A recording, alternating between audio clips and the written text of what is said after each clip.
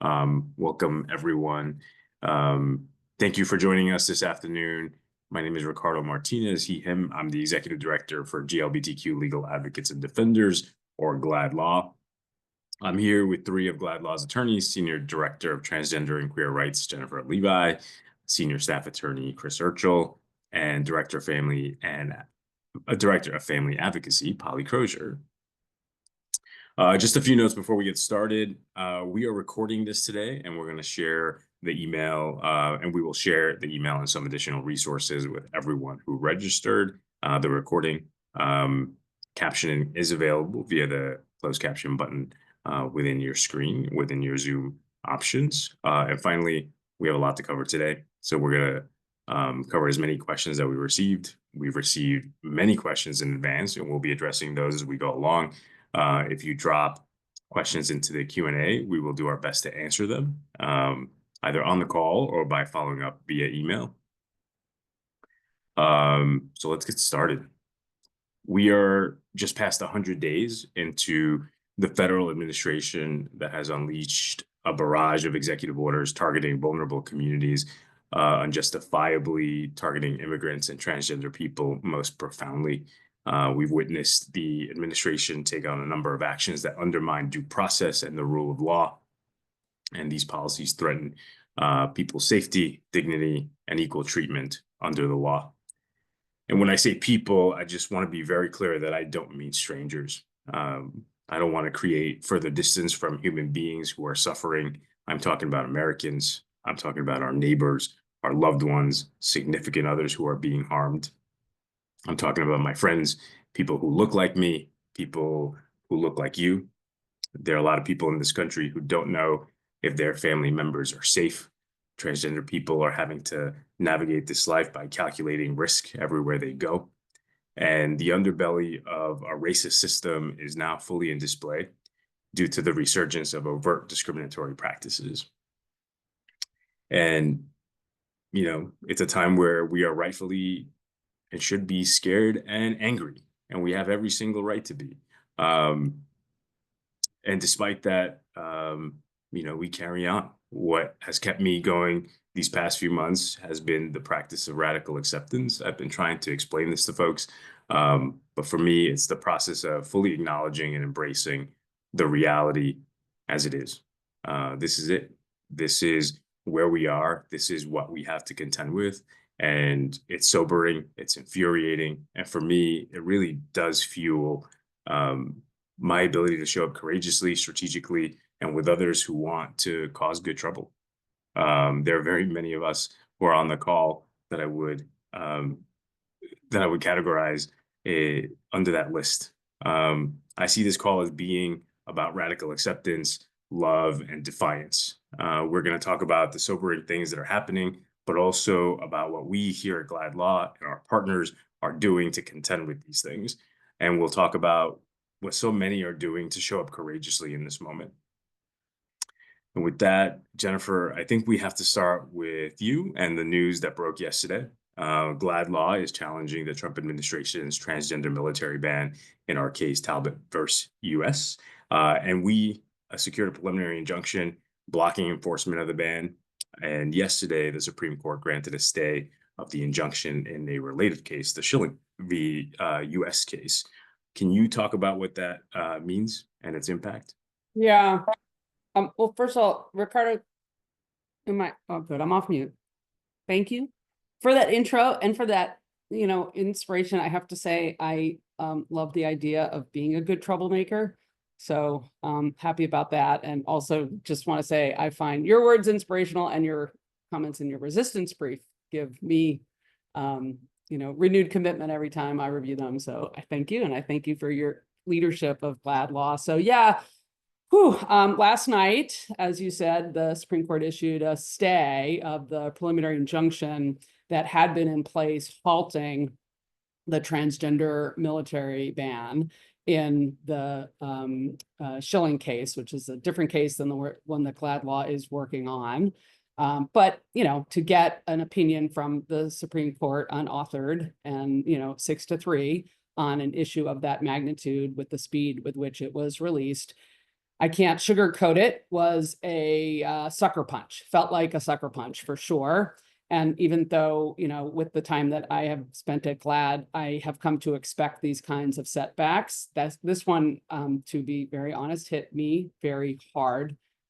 The call that I was on, along with my colleague, Michael Haley, who's been working on the case, and our partners at National Center for Lesbian Rights, that brought on screen, you know, many of the 30 plus plaintiffs that we represent, was one of the hardest calls that I've had during my time here at GLAAD, and one of the sobering moments that I had to convey to these individuals that they are looking at the likely end of their military careers. So that was really hard. I was in the office yesterday. I felt down. I felt despair. I was walking in the hallways, and Gary Buzik gave me a hug, and that mattered a lot.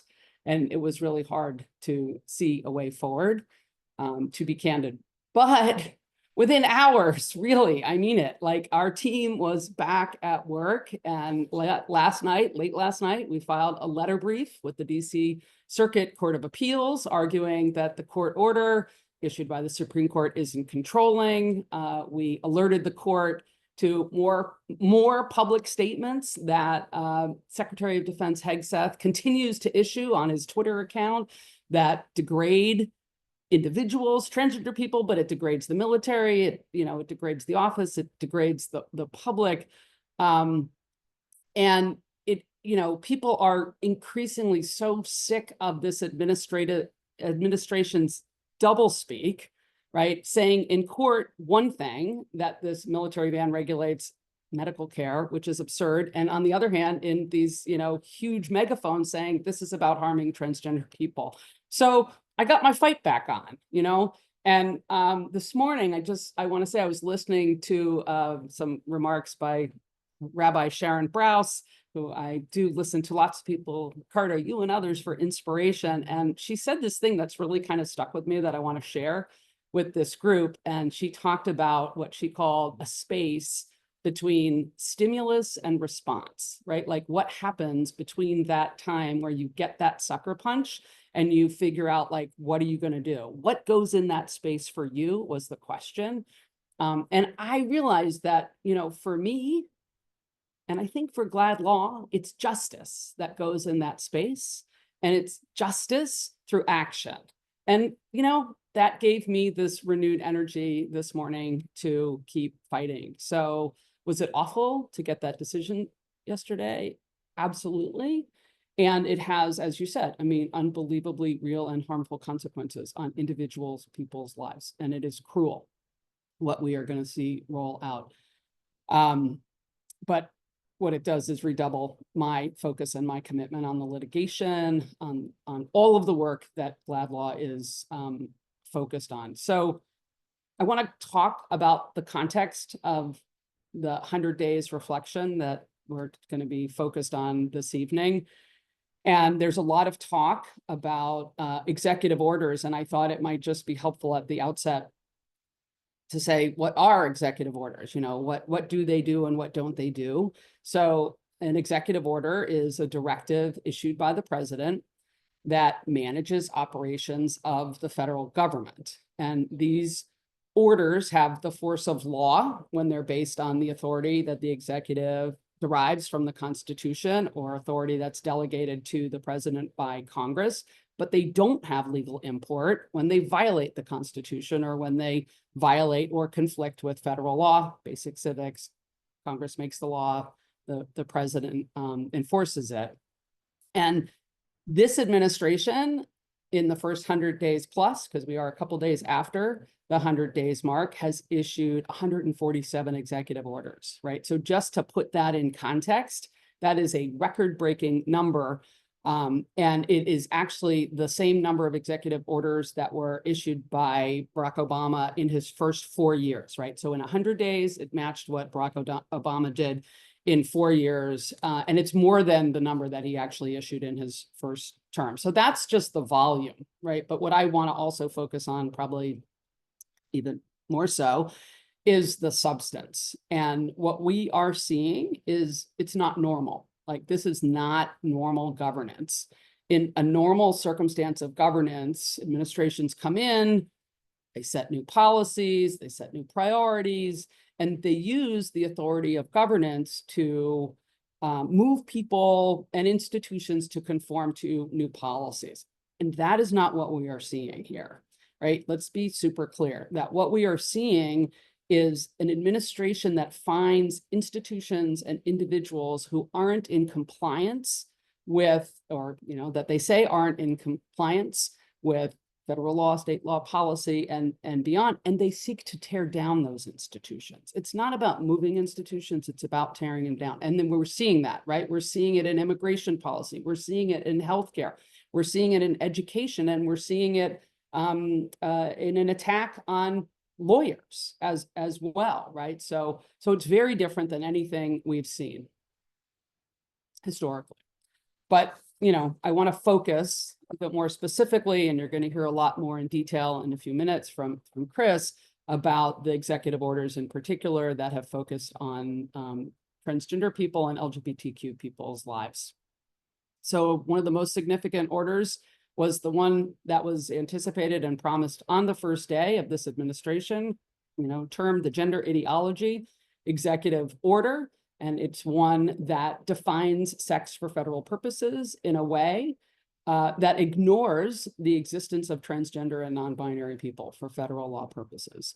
And the implementation of that order is what has been so devastating, and also what has been at the heart of many of GLAAD Law's legal challenges in just the beginning of this term. The purpose is absolutely to end legal recognition of transgender and non-binary people under federal law, and to enable discrimination in workplaces, education, housing, healthcare, and other areas. We have seen directives that place restrictions on federal gender markers, prohibiting transgender people from being able to get identity documents that reflect who they are, interfering with people's ability to travel and live, you know, just move about their daily lives.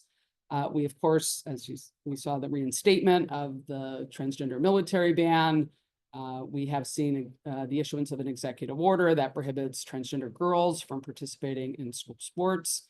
And we've seen the issuance of a broad ban on healthcare for transgender young people under 19. I should say federal funding of healthcare for transgender young people under 19.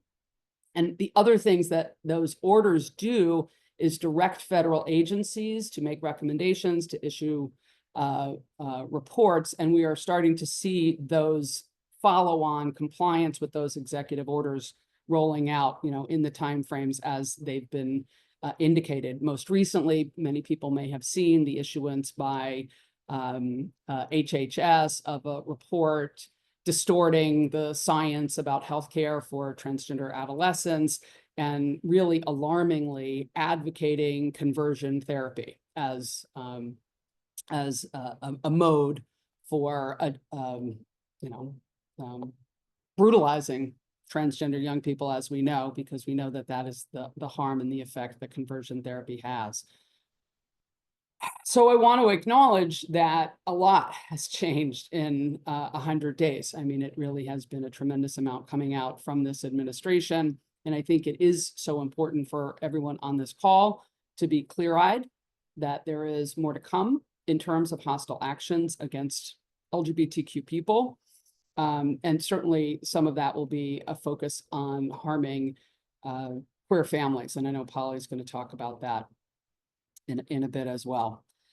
I will say that the scope and the speed of these actions is deliberate. It's designed to overwhelm. There was a lot of talk, I feel like, earlier in the administration. It is early in the administration, but earlier about kind of flooding the zone, and we've seen that roll out in this first 100 days. But I also, I want to say how incredibly proud I am of GLAAD Law and our partner organizations in right out of the gate challenging many of the most extreme actions taken early in the administration. GLAAD Law was, along with our partner organization, National Center for Lesbian Rights, not only the first to bring a challenge to federal executive order affecting our community, but the first to, but to file the first 3. And we filed 4 more since, right? So we are very active in court. And we knew we had to act quickly because, as you said, Ricardo, like, people's lives were being affected very seriously. And Chris, I know, is going to talk and provide some more details of those cases. But I wanted to say just a few kind of high level things about what I'm seeing and what I think it's so important for the community to really hold on to, and some of the lessons learned really in this short gap of time. And one is to say, I really think it's so important that we fight against pre-compliance, right? This idea of anticipating and giving into restrictions before they're even in place or enforced, right? It's so clearly this administration's goal to shut things down, and to have, the community do it on its own. And we absolutely have to avoid that. And it's one of the reasons why GLAAD Law has been so active in running down information, providing it to the community, when we get calls and reports, to try to separate out rumors from actual reports, and to do that in a really quick way. Because, the design is to, the design of this administration is to chill activism and really foment that kind of pre-compliance. And so I want to say that. I also want to say at a high level, there's a lot of questions about, what happens when the government doesn't comply with court orders. And obviously that's a hugely important concern, and, creates a constitutional crisis that really calls into question the foundational principles of governance in this country. But I want to say that is not what we are seeing in the cases in which we have been working on. I mean, I will say we have to be border collies about the work. Like, we have to contact the opposing counsel, the Justice Department, about the enforcement of every detail that is coming out of the court orders that we are receiving. But we are seeing the government comply. We've seen military service members enlist and ship out. Obviously that may dramatically change with the decision last night, but we have seen transgender women in women's correctional facilities be maintained there. We've seen transgender women who were transferred out of women's correctional facilities transferred back. We've seen medical care preserved. We've seen institutions responding to the information that is being put out there about the requirements of continuing care. So maybe I'll wrap it there. I mean, there's a lot that lies ahead, and I hope that we'll have a chance in the Q&A to kind of talk more about what's coming. And I do want to say that when I look at our plaintiffs, when I look at our clients, when I look at our community really standing up and against everything that's coming at us, I see people standing up and continuing to work for, choosing justice, taking action in the courtrooms and classrooms, in the streets. I mean, those of us who have been out in the streets, you can feel the power and the energy, even in the face of the onslaught that we've been facing. And I know for me, that energy coming with and through and from the community will carry us through, I know not just the next 100 days, but through the rest of the term, and as long as it takes. Thanks, Jennifer. I know that, the energy that you're feeling from both community and our partners in this fight sustain you, but I just want to acknowledge that you are carrying a lot of emotional labor in the work that is being done. Both you, Polly, Chris, and everybody else on the team that continues to show up with this unrelenting assault on our rights. And as someone who has the benefit of working alongside you, I know how hard you work, and I know how long you work, and how many hours every single person here is putting in. So I appreciate you for moving with urgency, but also a tremendous amount of care for community. And that is true for everyone who's here. So Chris, preemptively, thank you. And Polly, thank you. And all the staff who is making this possible. Thank you all for continuing to do this work at such high levels of excellence. It requires a tremendous amount. I'm going to move on to you, Chris. Can you talk us through the other executive orders and administrative actions that have specifically targeted transgender people, which ones have been challenged in court, and where those challenges stand.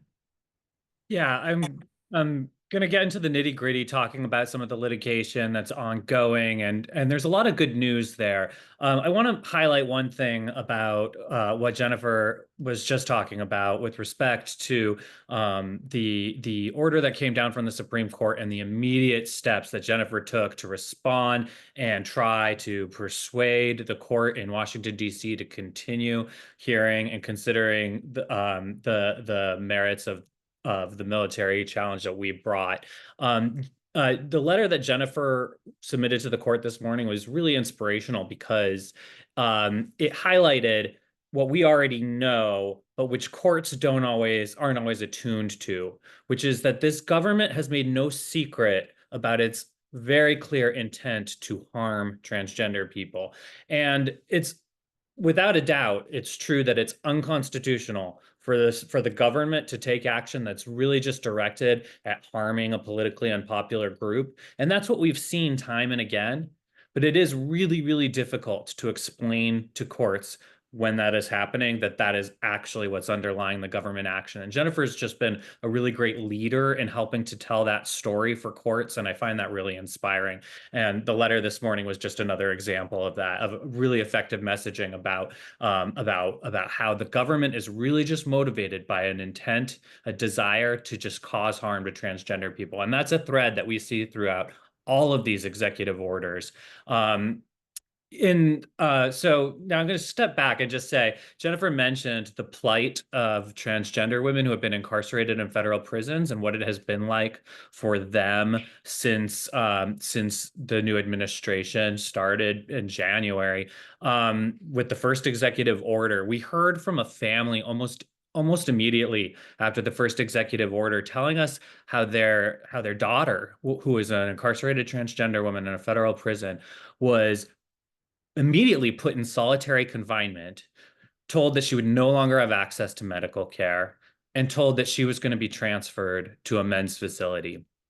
And I just want to paint a picture of how scary that must have been for her and for her family members, hearing about an intention to put her in harm's way, to put her in a position where she would be so many more times more likely to be the victim of sexual and other kinds of violence.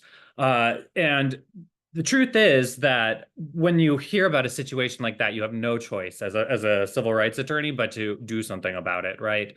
And we did. We filed the first lawsuit challenging one of Donald Trump's executive orders over a weekend, right? And we had an emergency order from the court blocking the transfer of that transgender woman almost immediately that weekend. And then we were able to get more injunctive relief on her behalf and on behalf of many, many other incarcerated transgender women who are facing very similar sets of circumstances. And so a couple of things to highlight from that. One is that it is so cruel that the federal government's using all of its weight to harm some of the most vulnerable people in the country. Transgender women who are incarcerated have almost no power to do anything. It's a small number of people, and for that to be the target of federal action in that way is just so extreme. But the other thing that I want to point out is just that we were able to see courts do the right thing, to meet the moment, and to provide protection for these incarcerated women. And it's just been an incredible thing to witness, because all of these transgender women are the ones who are transferred are back in women's facilities. They have, by all accounts, they have access to the medical care that they need. Nobody is being held in solitary confinement unnecessarily. And it's there's no guarantee that we will have, we'll be able to withstand, appeals and everything else when it comes to these cases.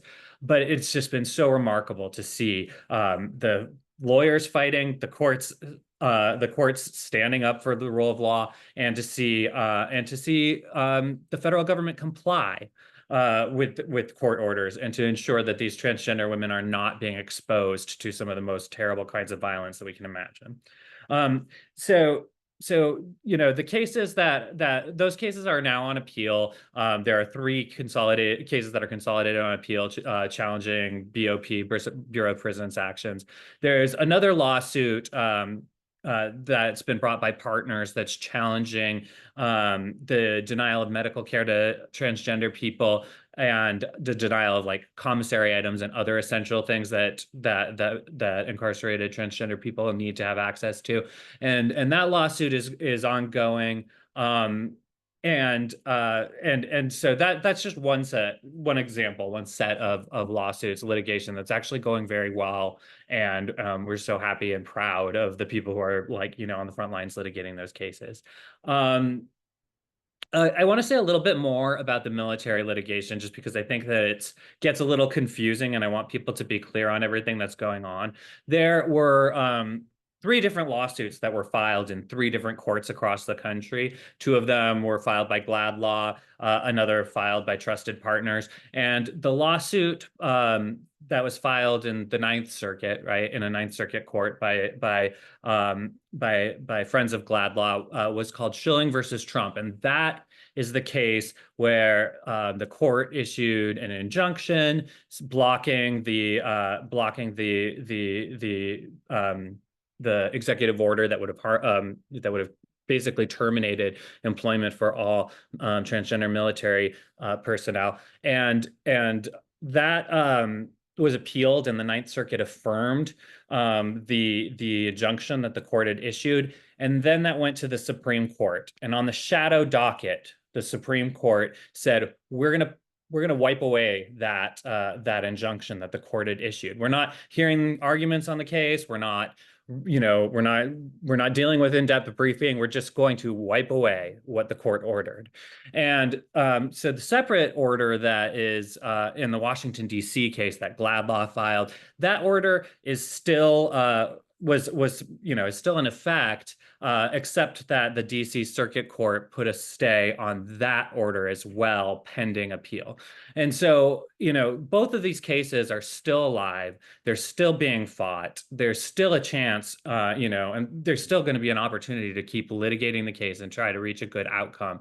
But the harm that is likely to befall all transgender service members in the meantime is just so beyond the pale, and it's just really such a travesty to see it happen, and to see our Supreme Court let it happen without any reasoned opinion, without saying anything about it, and just as Jennifer said, it's so demoralizing. But we have no choice but to keep fighting. In the sports context, there are 2 ongoing lawsuits that I want to mention really quickly, and one of them is really interesting. So this is a GLBTQ case that actually preceded the executive order that excluded transgender people from school sports. So before the Donald Trump administration ever began, GLBTQ last August filed a lawsuit challenging a New Hampshire state law that bans transgender girls from school sports. And that litigation is going on. I mean, there's an order that ensures that our 2 plaintiffs in that case are able to continue playing school sports on the same terms and conditions as other girls. But when the executive order from the Trump administration came down, purporting to make a federal ban on transgender girls in school sports, we felt like it was necessary to amend our complaint, to change the lawsuit that we had already brought, to ask the court also to enjoin and to stop the federal executive order, to make sure that our clients, our plaintiffs, would be able to still get the kind of relief that we're seeking for them. Because even if the New Hampshire law is struck down, if the federal government is still trying to ban them from school sports, then they're not gonna have the right to play the way that they should. And so we have expanded our challenge to also challenging the federal executive order.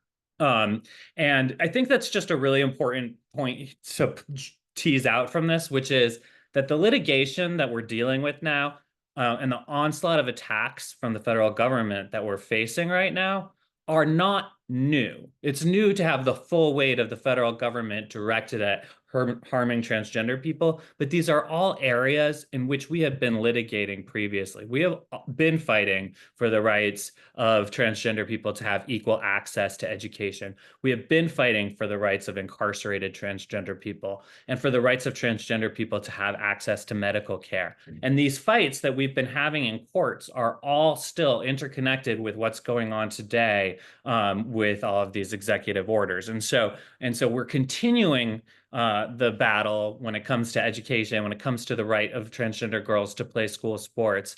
But we're also, upping our game and making sure that we're meeting the moment to combat what the federal government is doing.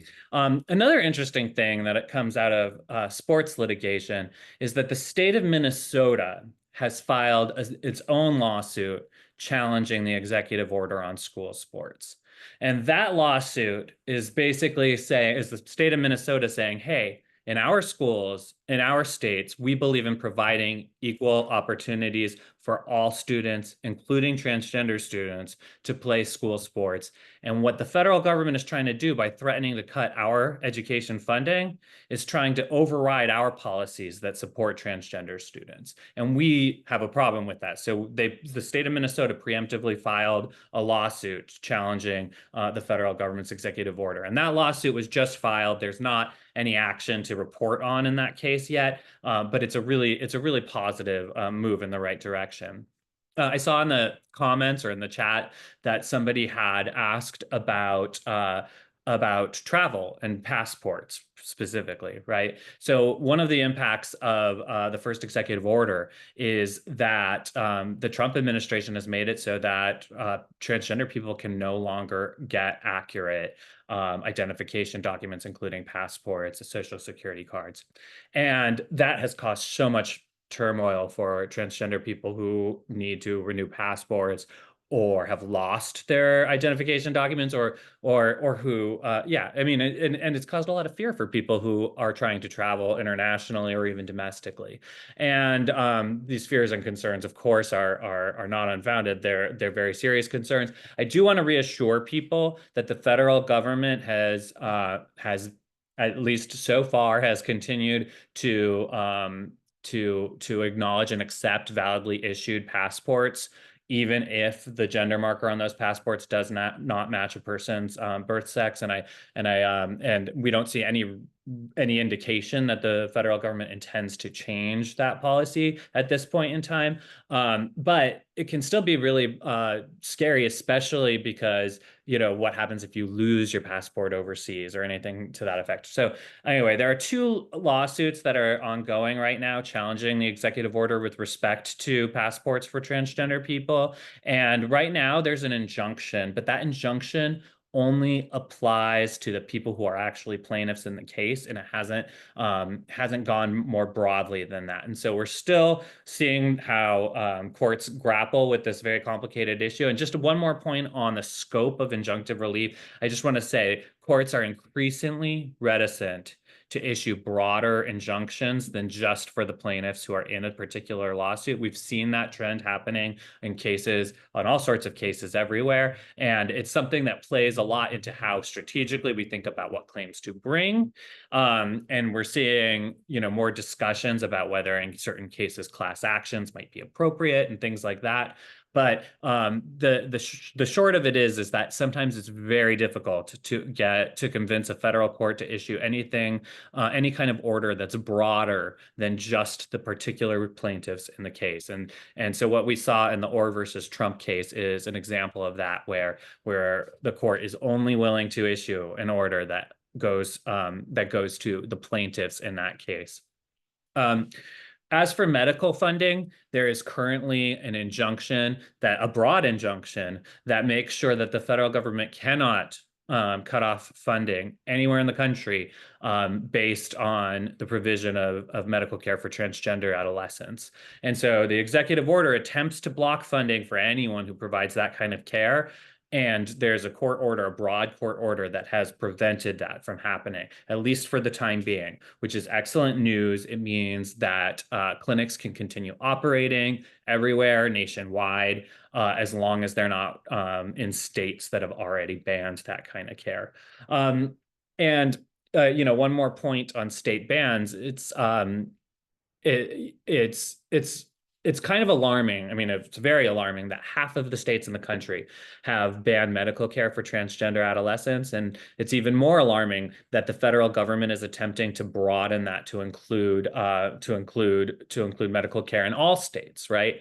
But I also want to just flag that just because the federal government has taken that step doesn't mean that other states aren't continuing to be more and more emboldened to take action to block access to medical care for transgender people.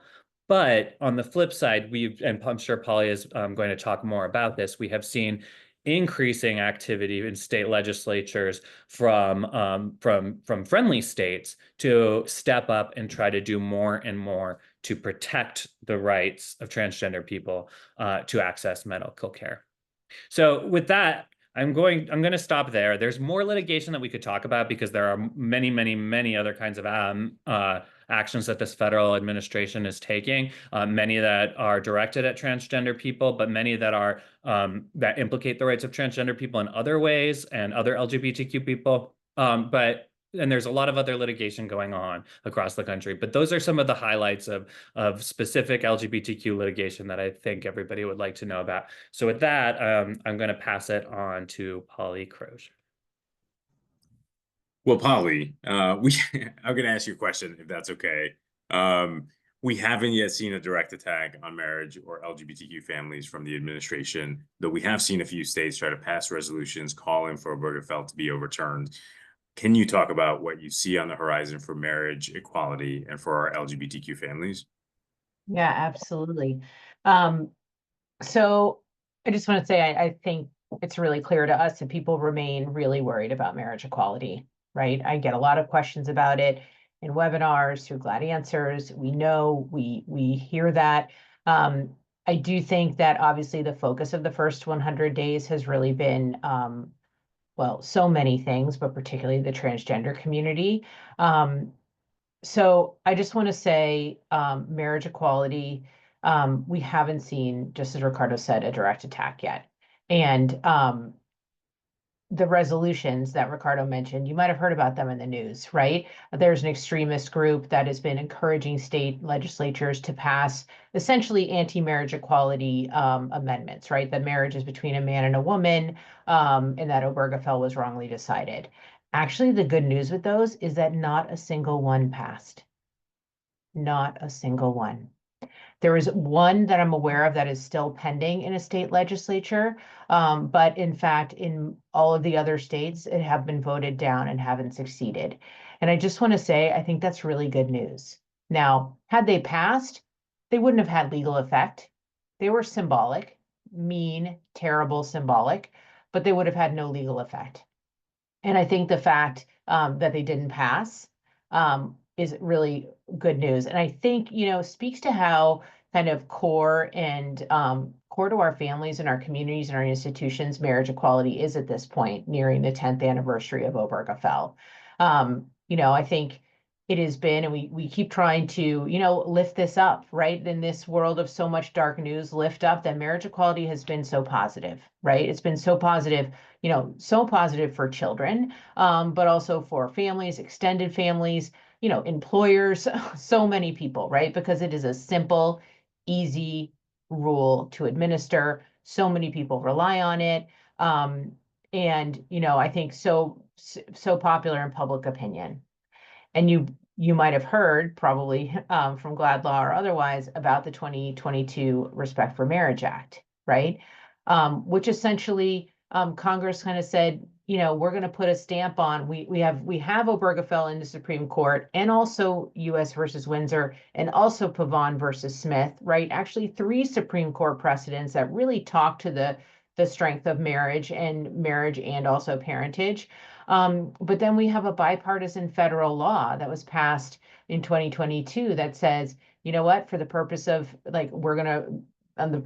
the federal government, and require states to recognize lawful marriages based on sex and also race and also ethnicity and national origin, right? So, which is just to say, for marriage equality, we're still on really solid ground, legally and otherwise. And, but that's not to say we aren't always on the lookout, dedicating resources to make sure that this stands on solid ground, right? And that includes keeping an eye on federal courts, keeping a close eye on state legislatures, right? Not only those resolutions, but other statutes, other bills that might undermine marriage equality, like a tax, a strange tax bill that was filed in Oklahoma last year, and also in state courts. For example, we are closely following the Kim Davis case, right? You might have seen that. She has been for 10 years litigating a case. The Sixth Circuit just yet again slapped her down and said, you're wrong, and didn't take the bait to undo Obergefell. So we are really keeping a very close eye on marriage equality in all settings, because we're really committed to making sure that enduring protection is solid. So then, of course, though, I think we are very aware that our families are likely going to come under attack in some way, right? We have seen some of the warning signs. I'll give you an example. One of those examples is, the April 3rd proclamation about National Child Abuse Month, right? It wasn't an executive order, it didn't have any kind of directions or anything, but in that proclamation, it talked about the importance of having a strong mother and father, right? It also talked about how, signaled that it might, the government might consider it child abuse when parents provide necessary healthcare to their transgender child, despite the fact that there's no federal ban and care is legal in many states. So we're starting to see some of those themes. And of course, we know that organizations affiliated with the administration, like the Heritage Foundation, are putting out various reports, and that states are passing laws that undermine kind of the vision of family equality and of every family having a place in this country.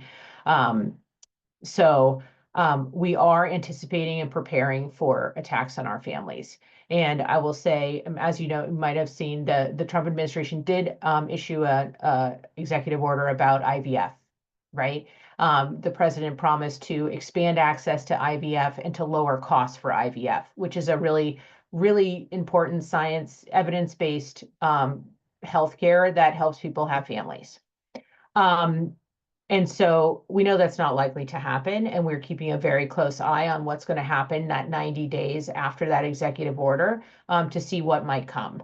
And we were really working closely with reproductive rights groups to make sure that we're ready, right? That we're ready to kind of counter what might happen.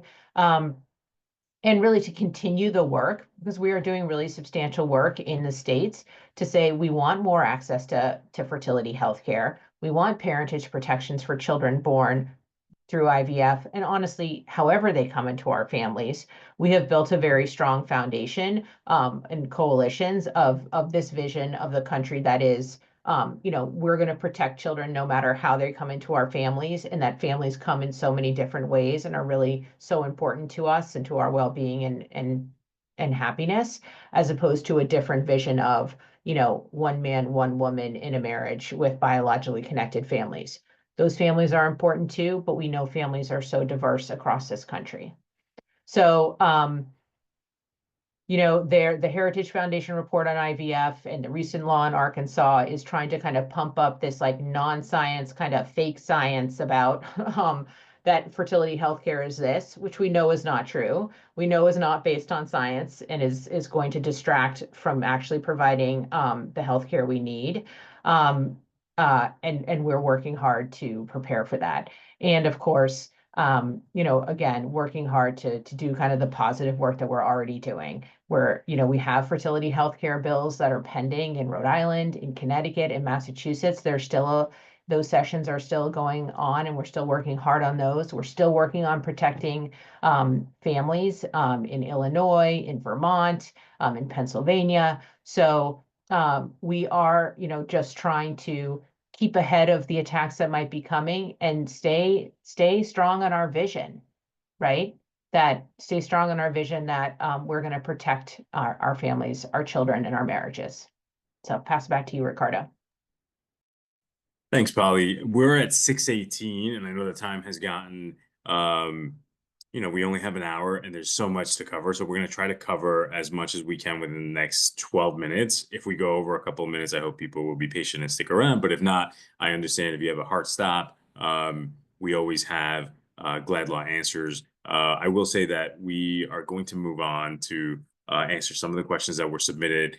We had an overwhelming amount of questions that were submitted, and so we have grouped them into four different categories, and I'm going to share some of the top groups of the most frequently asked questions. I just want to note that we had so many questions that came up that we're unable to answer in this forum because of their highly individualized nature. So we're going to try to address them directly offline, but if you don't get an answer, we do have Glad Law Answers, and you can resubmit them, either calling the number and leaving a message or submitting an email to get a response.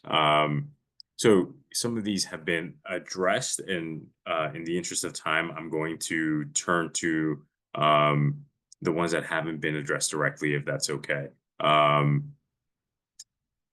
Okay, there are a lot of people who have questions about transgender healthcare access, and people are obviously very worried.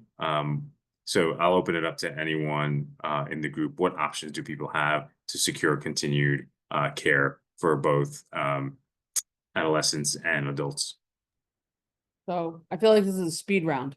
So I will say, for starters, there are states that expressly continue to protect healthcare for transgender adolescents, and there are states that have shield laws that protect not just the providers, but also people that assist others in getting healthcare. And there are states with shield laws that even expressly protect the provision of care where patients are in a different state. So Glad Law has information about those shield laws, and it's really important for families with adolescent children to be aware of the legal landscape that they are in. I think it's really important as the landscape changes for parents to make sure that they have access to medical records for their children, and they can reach out and talk to us and or other organizations about making sure they have backup plans to try to ensure continued care. Obviously, that's very individualized. So in the speed round, it's hard to specifically identify how any individual person can do that. Look, I think we are facing the likelihood of federal regulations have to go through a significant process before they can issue, but that will be a denial of Medicare and Medicaid coverage. There are many states who have made public statements about what they will do. Not all states, obviously, there's states that are already prohibiting care for adolescents and who we know will be hostile to treatment for continued care for adults. But we also know that there are states that have spoken out about their intention to challenge federal restrictions on Medicare and Medicaid funding when those regulations come. So one of the things that, Glad Law is continuing to do is to work with medical providers, medical institutions, and medical associations to ensure that there's continued accurate, available information about the efficacy of care. But there's no doubt that it is getting more difficult, and certainly more difficult for families to get care for their adolescent children. Thank you for that. We received a lot of questions that focused around safety more generally of all LGBTQ people, but some of the things that we were hearing or being asked within the questions were, should people stay put in the U.S. given the unforeseen or the things that we don't know, and what are some concrete ways that LGBTQ people can protect ourselves in this climate, and what can transgender people and their families do to keep themselves and each other safe? Yeah. This is such a difficult question, and it really involves risk assessment for every individual to take into account what their both risk tolerance is and how the shifting political and legal landscape impacts them. So, there are, difficult choices that everybody has to make about, for, example, what they need to do in terms of, being able to travel, in terms of accessing healthcare. And, I can't, again, I don't think we can sugarcoat it in terms of what we are seeing around legal change. And at the same time, I do think it's important, you know, for those who can, to stand up and continue to fight and to protect others. And for those of us, I mean, somebody asked in the question, like, what is the best thing that LGBTQ people can do? And I know this feels so simple, but for me, the answer is pick something, commit to it, and do it, because there's so much, like you can speak out in your local community, you can get involved in your state around political activity. That's true for people, and even in incredibly, at the moment, regressive and conservative states, it's like even more so to reach out to your neighbors and your friends and your allies and build support in opposition to this administration. And of course, not even just around LGBTQ issues. We know that people are being attacked in so many different areas. People who know me know that, like, I'm focused on the issues that I'm focusing on and picking my lane and going deep. And, you know, people can make other choices around that, but I think picking, like, what is it that you're going to make contributions to across the range of ways, and people that are across the range of ways that people are being impacted, and, you know, decide how much time, and then, like, you know, continue to do it. Because I think we are facing hard times, but when we are fighting back, we are making change. And that's true in litigation, in legislative work, and in the policy arenas. So for those who can, to continue to stand up and fight back, and really, I do recognize that there's others whose risk tolerance and whose vulnerabilities are more significant. And, you know, some people may indeed have to make choices, and some people have made choices to move to new communities or to different areas. And sorry, I'll say one other thing, which is to reach out and to help other people that are coming into those communities when they arrive, because that's a really difficult thing to do as well. So Jennifer, you answered the question I was going to pose to everyone next, but I am going to open it up to Chris and Polly in case they have something additional to add. And the question is really, what can we do and how can we get involved in this moment? Well, I just want to plus one to everything Jennifer said. And to me, it's about taking some kind of action, right? Getting engaged in some way that feels meaningful to you or to your community. And I think that's particularly if you're someone who has some kind of relative safety, right? I do a lot of legislative work. I do a lot of policy work and community work, particularly in Rhode Island. Hi to Rhode Islanders. And I will say, you know, people have really been showing up, I think, feel like with renewed energy to hearings, right? Where, like, you know, state legislative sessions, people have the ability to participate with submitting written comments, which can be as simple as an email of a few sentences, or showing up to testify, right? If there are issues that you care about, oftentimes states are doing something about it, and you can participate in that process.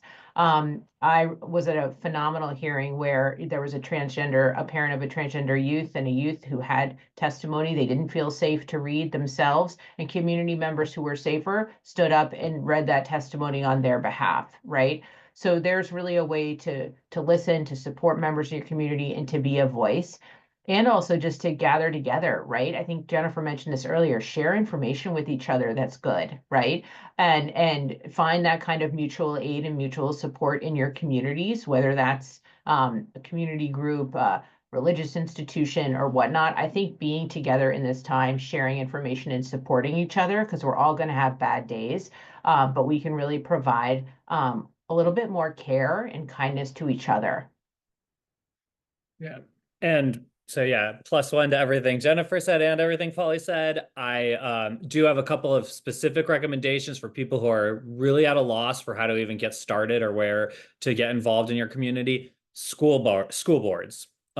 Every single, you know, community that we all live in has a school board or a school committee. And those boards wield enormous power over the lives of students who are LGBTQ in their school communities. And the issues that are coming up on the national scene are coming up in the microcosm as well.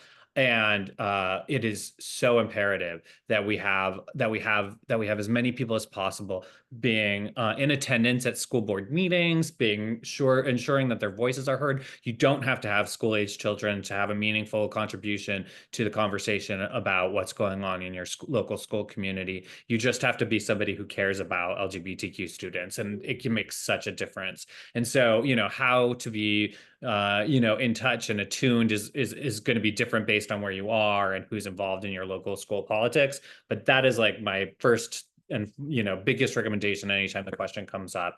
I also think just being attuned to electoral politics more generally, but that means at the federal level, at the state level, and at the local level, because the only way we're going to see real meaningful change in our democracy that's going to stop this onslaught of attacks that we've been experiencing now for so many years against transgender people in particular is to change the electoral politics, and we do that by voting, and we do that by advocating for politicians who support the rights of LGBTQ people. So those are my recommendations. Thanks, Ricardo. Thanks, Chris. I would be a bad representative, well, former representative of statewide organizations if I didn't say and recommend that people go and adopt a statewide advocacy organization or a local LGBTQ center and do some of that work. They need the people power, and I've seen the change that people showing up has. Even if it is just symbolic in nature, you get to choose what advocacy you take. So thank you very much, everyone. I know that we're running out of time, but I will pose this last question before I close, which is, we received questions, and I know that as I've been traveling, some of the things that I hear often is, what about PrEP access and the impact that federal funding cuts may have on HIV prevention? Does anybody have anything to add? Chris, were you taking that? So, yeah, I mean, I just want to say that, like, there is a question before the U.S. Supreme Court about whether PrEP will be, mandated to coverage under health benefits plans under the ACA. That question's before the Supreme Court. We don't know what the outcome will be. But I will tell you that there is action happening in state legislatures, not all state legislatures, of course, but key state legislatures, including Massachusetts and Rhode Island, that will ensure continued access to PrEP for everybody who needs it. And I'm really proud that GLAD Law is taking a leadership role in trying to make sure that's protected.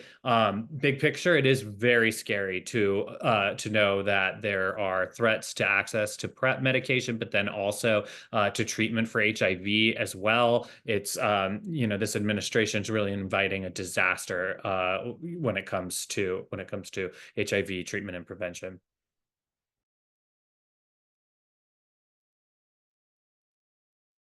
Ricardo, you're on mute. Thank you, Chris. At the beginning of the year, last year, we did a internal poll at the last organization that I was a part of, and they said who's the first person most likely to start speaking with mute on Zoom, and everyone voted for me. This is why. What I was saying is that our next community briefing will be at the end of the Supreme Court term. The court heard 3 cases this term that will directly impact LGBTQ people: the Scrimeti case on healthcare for transgender adolescents, the Mahmoud case about whether schools must allow parents' veto on any book that includes LGBTQ people, and Braidwood case that could impact the affordability and access to PrEP and HIV prevention, along with other vital preventative medical care. You'll get an email once we have that scheduled, likely in early July. Thank you, everybody, for joining us. Thank you, Jennifer, Polly, and Chris, and everyone who's worked behind the scenes to make this possible. Really appreciate everybody. Thank you to everybody.